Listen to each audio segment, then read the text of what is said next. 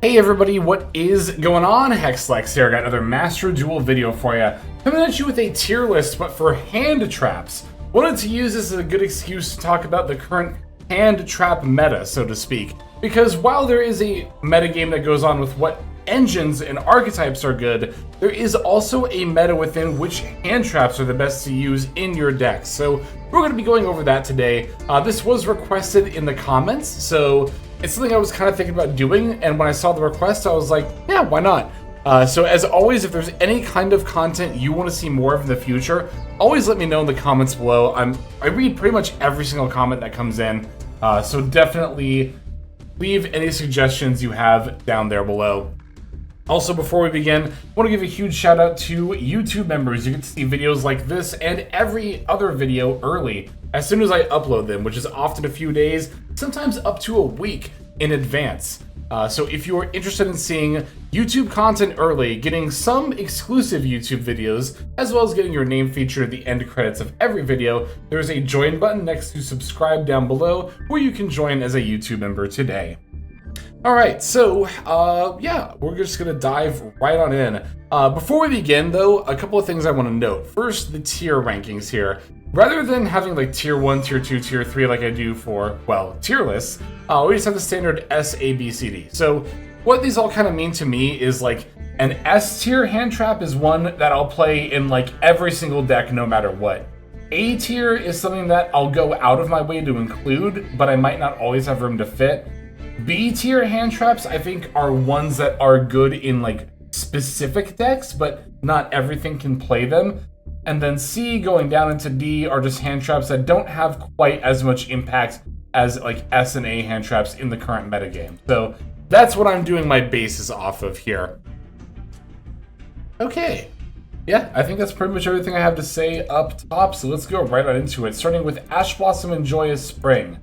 So, I would definitely still consider this an S tier hand trap, mostly not only for its ability to counter Maxi as well as the Molcharmy cards, but also just for the fact that it is useful against the greatest swath of decks when it comes to like the Ghost Girl hand traps, right? Like even against decks like Stun or something, they'll still be playing like Pot of Extravagance or Pot of Desires or whatever. You can still use Ash Blossom against that. So, a lot of what I'm basing my thought process in this meta is actually I'm thinking about K9, and we'll even talk about K9 Izuna specifically later on here. But K9 Izuna will be made live when a monster effect in the hand or graveyard is activated, right? So in thinking about not only, you know, Ash Blossom, but every other hand trap on this tier list, if it is a monster card, you really want to make sure that it's high impact, because if it's not, then your opponent might get more use out of their Izuna than you did out of whatever hand trap you played. That said, Ash Blossom is not only really impactful in general, but also can be used against Izuna, stopping it sending the Lupus from the deck to the graveyard. So, Ash Blossom, I would always play 3 in every single deck I'm playing. While we're at it, we just, yeah, obviously Maxi is going to be at the top. You play your 1 copy in 99.9, not exaggerating, 99.9% of Master Duel decks, and you are going to go from there. Jewel and Lockbird I also very much consider an S tier hand trap in the current metagame. If you are going to be playing a monster hand trap, like I mentioned, because of cards like K9 Izuna especially, you really want to make sure that this hand trap you're playing that's a monster card is high impact. I'm going to talk about high impact versus low impact a lot during this tier list. High impact hand traps are ones that have a long-lasting effect through the opponent's turn, often a lingering effect like Maxi or Jewel and Lockbird, but I would also consider Ash Blossom to be a high impact hand trap because it stops so many and such powerful effects, including, again, Maxi and the Fulos cards, or the Molcharmy cards rather, like Fulos. But Jewel and Lockbird being able to stop searches, one, it stops K9 very, very well, making it good even in a meta where K9 Izuna is around a lot. And two, it's just so good against so many different decks that I am including 2 Jewel and Lockbird in pretty much every single deck I play. There are a couple where I don't use it, but that's mostly because I have so much room that I need for engine specifically. Okay, next up is Nibiru. So I would also consider Nibiru to be a high-impact monster-based hand trap with the ability to wipe the board, of course. However, I am going to put it in A tier rather than S. I wouldn't necessarily play Nibiru in every single deck, but I will play it in most decks. The thing that makes me a little bit more hesitant about Nibiru as opposed to something like Droll and Lockbird is the fact that there are so many combo lines from so many decks out there that can inherently play around or through Nibiru, and even if a one-card combo can't do that by itself, one extender is more than often enough to do it, right? Like Yummy, they can always just go Link Spider and special another Yummy monster. Draco Tail never plays into Nib. The Canine deck often has the Ripper. That said, in spite of the fact that a lot of high meta decks can play around Nibiru really easily, it's still really good not only against lower ranked meta decks, but even against the higher ranked meta decks in a lot of scenarios, right? There are a lot of combo lines where your opponent will either be forced to not play around Nibiru, or they'll get greedy and want more out of their board and then not play around Nib. So I personally really like Nibiru still, but I'll put it in A tier. I think it is a noticeable step below the other hand traps here. Mulch Army Perulia. I'm also going to put this in A tier, but I'll put it above Nib. I almost want to put it in S tier, but I am making more room for Droll than I noticed for stuff like Perulia. But Mulch Army Perulia is really good in this metagame. Perulia is not a bad hand trap overall, because you can always just fire it off during the draw phase, and if nothing else, you'll get one draw for their normal summon, right? However, in this current metagame, not only is Canine a really popular engine across many decks, and also summons from hand multiple times, Yummy, one of the best counters to Canine, also is pretty popular right now, and also summons multiple times per turn from the hand. There's a lot of other decks out there like Sprite, and potentially even like Tenpai that can trigger this multiple times, just to name a couple of examples, but mostly because of Canine, I think Perulia stocks are really high right now. It's funny, in past metas, I've never played Perulia, even once, but in this current metagame, I am often going out of my way to try to include Perulia in my decks. Ghost Bell and Haunted Mansion. I'm going to put this in A tier as well. Even though this is what I would consider to be a low-impact, monster-based hand trap, which, as I said, isn't quite as good in the Izuna hand trap meta. However, the Ghost Bell can stop the Lupus from coming out of the graveyard, making it specifically good against Izuna, making it better than a lot of these other, again, lower-impact hand trap. Ghost Bell also is just really good against other highly popular meta decks right now. Yummy monsters, the Synchro monsters all have Graveyard Revive effects, as well as the Field Spell Mignon that Ghost Bell can negate. Draco Tail, the Ghost Bell can negate any of their trap cards, as well as the Arthelion effect to put cards from the graveyard back into hand or deck, as well as having some incidental uses against a lot of different matchups, and also cards like Callby, which are used in every matchup. Yeah, Ghost Bell is really solid right now. Again, despite being a little bit lower impact of a hand trap, it's still really good. Retaliating Sea was a lot more popular when Draco Tail was like the best deck in the metagame. But right now I think I am going to put it in C tier, no pun intended there. Yeah, I don't think that Retaliating Sea stocks are particularly high right now. Because if you think about the Canine matchup, well, Retaliating Sea can't be fired off against the Canine engine inherently. You could still use it against Vanquish Soul when they go for like Stake Your Soul, but that still doesn't really stop them. A lot of Vanquish Soul decks will even play Shifter and not really get stopped by it. I mean, yeah, this card is still really good against Draco Tail, and it's not bad against Yummy. Like, you could summon it when they go off Mignon, and Yummy getting their stuff banished does matter to them. I promise there are other relevant decks out there besides Canine, Draco Tail, and Yummy, but those are definitely the big three right now, so those are the ones I'm thinking about the most, right, when thinking about hand traps. Yeah, with Draco Tail no longer like being as much of a prevalent force as it was before, I think that Retaliating Sea is a lot more of a niche hand trap. Like, it's still really powerful when it resolves. It's just a matter of the fact that it's not going to resolve as often as it did in recent metas. Okay, next up is Effect Veiler. I'm actually also going to put Effect Veiler in C tier. I'd even bump it down to D. I'm mostly comparing Veiler to Imperm, which I think is a lot better in the current metagame because of K9 Izuna.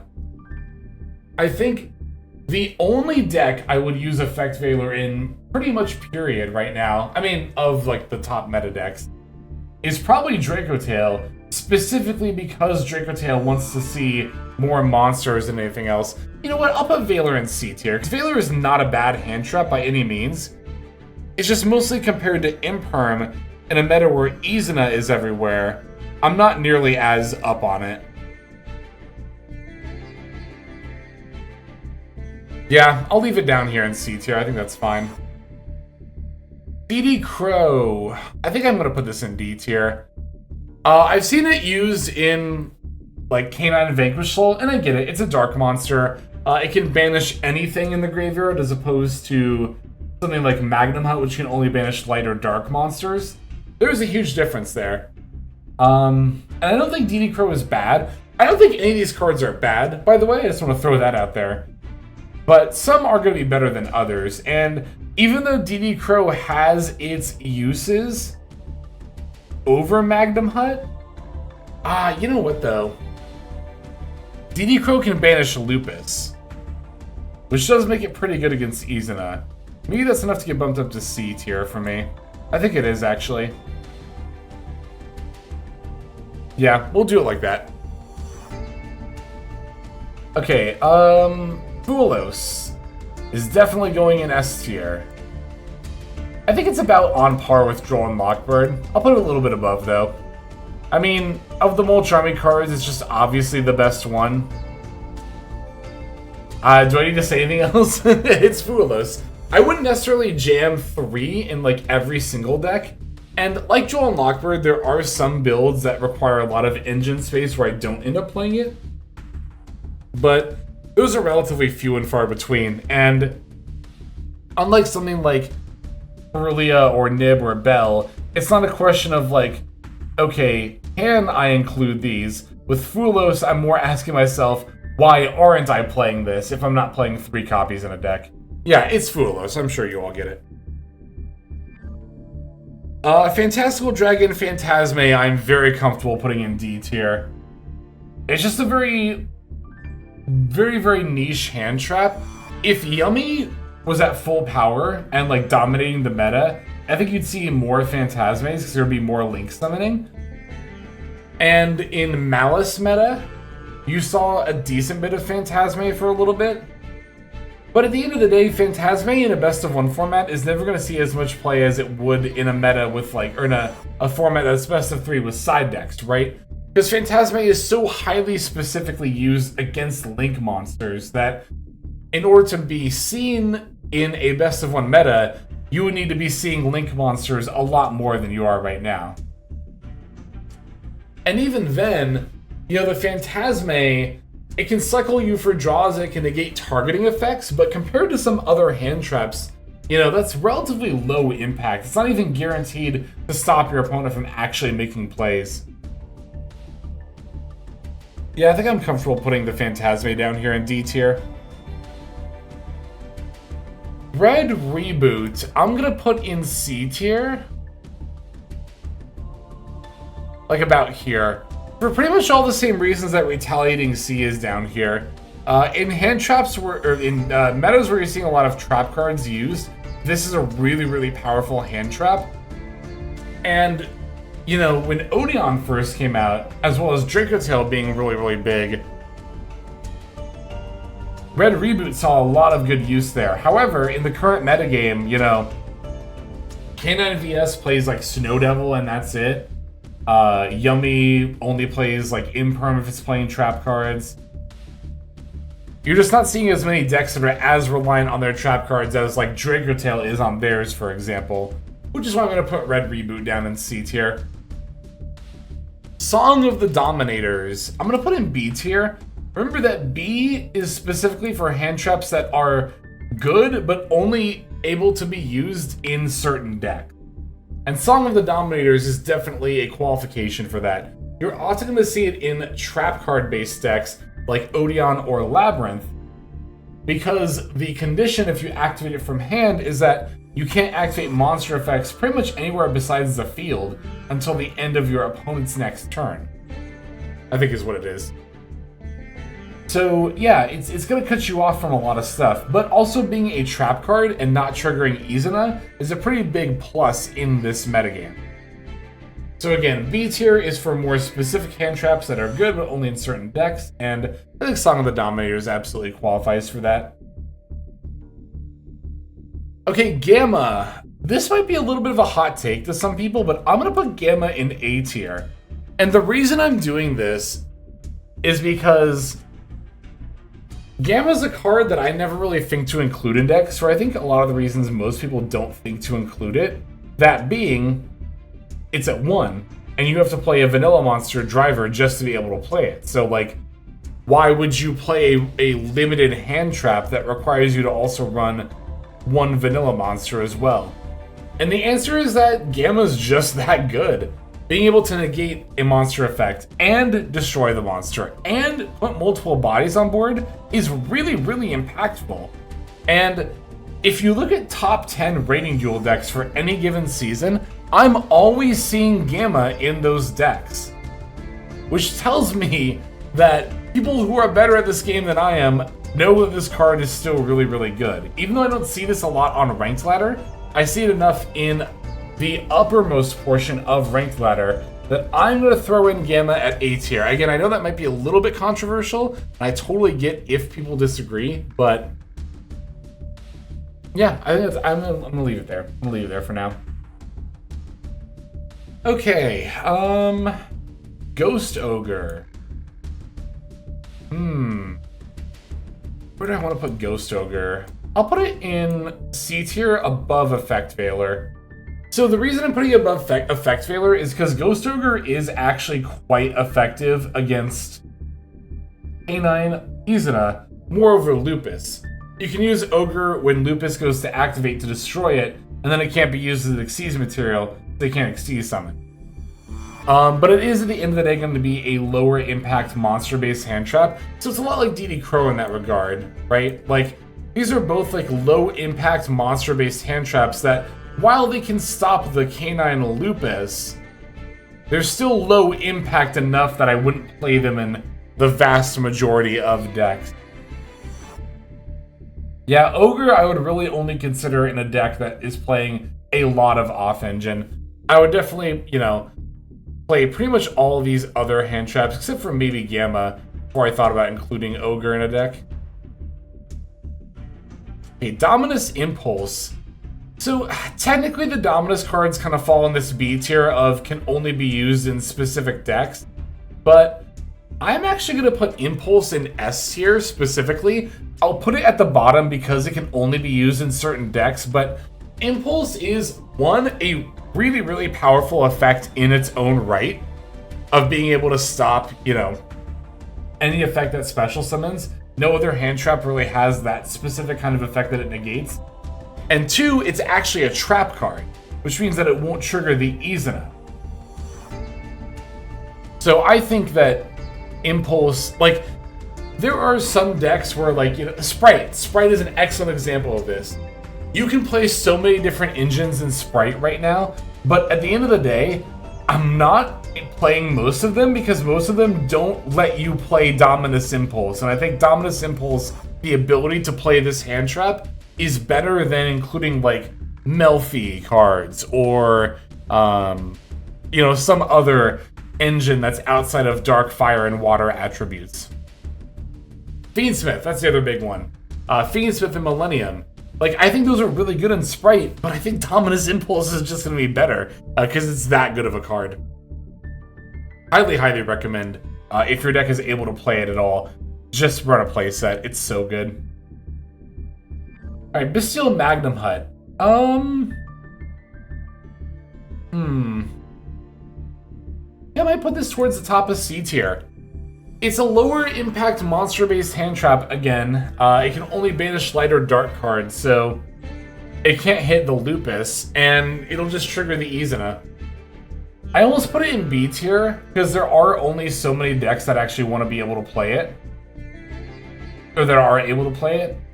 Obviously, you want to have a dragon monster to search, and yeah, you could always just include Druid Swarm, but jamming a random Magnum Hunt and Druid Swarm in any given deck is not something I typically recommend. Shifter, I'm going to put towards the top of B tier, because again, not every single deck is able to play Shifter, but ones that can are going to make really good use of it.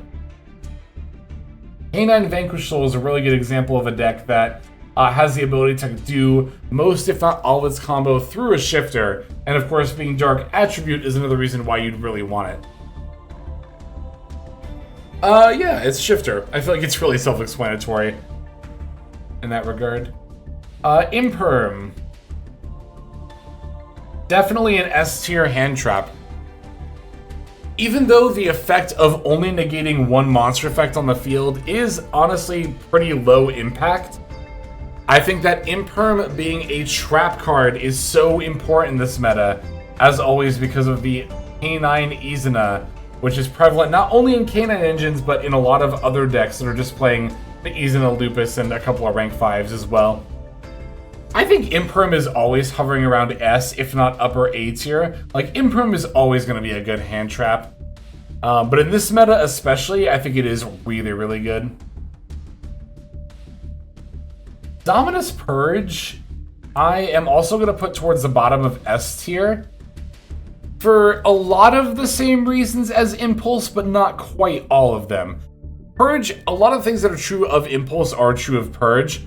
Yes, it can only be used in certain decks, but it's a high impact type of effect similar to Ash Blossom, and being a trap card, not triggering Izuna, makes it especially good against Canine, a deck that is obviously going to be playing Izuna and searches all the time. But it's definitely weaker than Impulse, because Impulse's effect to stop a special summon is just more impactful than stopping a search. It's also weaker than Ash Blossom, because Ash Blossom can also stop effects that summon or send cards from the deck to the graveyard, but Purge can only stop effects that add a card from deck to hand. That said, I would still absolutely be maxing out on Purge in any deck that can afford to take the, attribute hits of only being able to use Light, Earth, and Wind. Ghost Mourner, gonna put in D tier. It's pretty self-explanatory. It's just like, there are so many other things you could do, like Effect Veiler or Imperm if you want to negate monster effects. And again, a single monster effect negate that just turns Izuna online is not really worth it. Meowls, I'll also put in D tier. I don't think it's that bad of a card. It's just that, okay, so here's the thing, right? Like, Perulia can still get at least one draw off a normal summon. And Fuelos, I mean, come on. If you time it well enough, especially, you're always going to get at least one draw from an extra deck summon. Outside of, like, Stun, there's no deck that doesn't summon at least one monster from the extra deck. But Meowls, which only gives you draws from Graveyard and Banishment, there are a lot of decks that will just not give the opponent any draws off Meowls while still setting up most, if not all, of their board. That makes Meowls, I think, by far the weakest Mulch Army card, and especially in a meta where you're already likely to be playing both Fuelos and Perulia in your deck already, like, you can only activate 2 Mulch Army effects per turn, so there's like kind of a critical mass that you want, right? And I don't know, even in like Malice meta, that would have been Meow's best time to shine, and even there, we were still seeing people play Artifact Lancia, because yeah, you could draw a card for each summon from Banishment, or you could just stop your opponent from banishing and then summoning cards all together, right? And one is going to be more high impact than the other. So Meowth kind of lives in this space, I think really similar to Phantasme, where if side decks existed, you would see it a bit more often, because you might see it side decked, but in a best of one metagame, I don't think you can really ever afford to play Meowth over not only Perulia and Fuelos, but any number of these hand traps above it as well. Oh boy, Canine Izuna. So even though this is the hand trap that is like quite literally defining the meta right now, I'm gonna put it, I think, more towards the top of A tier. Maybe even a little bit below like Perulia and Nib. Because while you are seeing a lot of Izuna, it's mostly because decks with dedicated canine engines are what's really good. Now, obviously, if you're playing a canine deck, you're gonna play 3 Izuna, and then this is just an S tier hand trap. I'm more analyzing this from the perspective of including Izuna, Lupus, and a couple of rank 5s in a deck that wouldn't ordinarily play any rank 5s or any other canine cards at all. Like Pure Yummy, for example. Or you could even put him in Draco Tail, right? So from that perspective, I still think Izuna is really, really strong in this metagame. And I will definitely still put it in like middle A tier. Maybe a little bit below Ghost Spell, because like a lot of the time it's the extra deck space. There aren't always going to be decks that have 2 extra deck slots for your various rank 5s. And you do have to play Lupus, which is a brick. It doesn't come without its own costs from the deck building perspective, but yeah, I think Izuna, as a standalone hand trap, outside of a dedicated cannon engine, is really, really good in this metagame. Rescue Ace Impulse. I'm gonna put this in D tier, but I'll put it more towards the top of D tier. You see this in Canine Vanquish Soul sometimes, but the only reason they really go out of their way to include it is to play more fire attribute cards. And even then, from what I can tell, a lot of builds on Master Duel are kind of moving away from that, and they're just playing like Fulos and Perulia instead. You can technically use Impulse for Fire Attacker to draw 2, discard 1 in any given deck, but you don't see that, again, outside of Vanquish Soul builds pretty much at all, because the fire attribute is still going to be the most important thing to the Vanquish Soul build. The effect overall is pretty low impact. In fact, I'll put it lower down the tier list here. And finally, we have Orange Herald, which goes very nicely in B tier here. It's a very high impact hand trap, being able to not only negate, but also then destroy a monster. But of course, you need to discard another fairy monster with it. So outside of like Sulfachord or Melodious, there's not really a ton of meta decks you can actually play this hand trap in. But that said, it's still a very high impact hand trap when you are able to play it. And if you're playing a critical mass of fairy monsters, you should always have the Orange Herald on the back of your mind. And there it is, 25 hand traps, all ranked. And I'm pretty satisfied with where everything's at on the tier list here. I think I might bump Effect Veiler up a little bit more above these other 2. Ghost Ogre and Magnum Hut. That looks a little better to me, yeah. Maybe something like that. Okay, I'm done messing with it. Let me know what you think in the comments below, not only of the tier list itself, but also of this style of video. And if you have any more suggestions, again, I highly, highly appreciate anything I see in the comments there. But that is going to do it. This is Hexlex, I'm about to sign out. But before we do, let's make sure we thank our YouTube members and Patreon subscribers in our outro. Hey everybody, Hexlex here. Thank you so very much for watching all the way to the very end of the video, which by the way is one of the best ways to support the channel. Speaking of supporting the channel, take a look at the names on screen. These are folks who have been so generous as to either join as a YouTube member or subscribe over on patreon.com/Hexlex to support. There's also perks for doing so. If you would like to see YouTube videos early, as well as some exclusive videos that get uploaded to YouTube, but for one reason or another I decide not to publish, definitely go ahead and hit that join button to see content early, as well as some exclusive content. If you're looking for more exclusive content, over on patreon.com, I upload exclusive videos that are not posted on YouTube just about every single day. Whether you choose to subscribe over on Patreon, join as a YouTube member, or simply continue to watch, your support is greatly appreciated. Thank you so very much. But for now, this is Hexlex. I am signing out, and I hope that you have a fantastic day.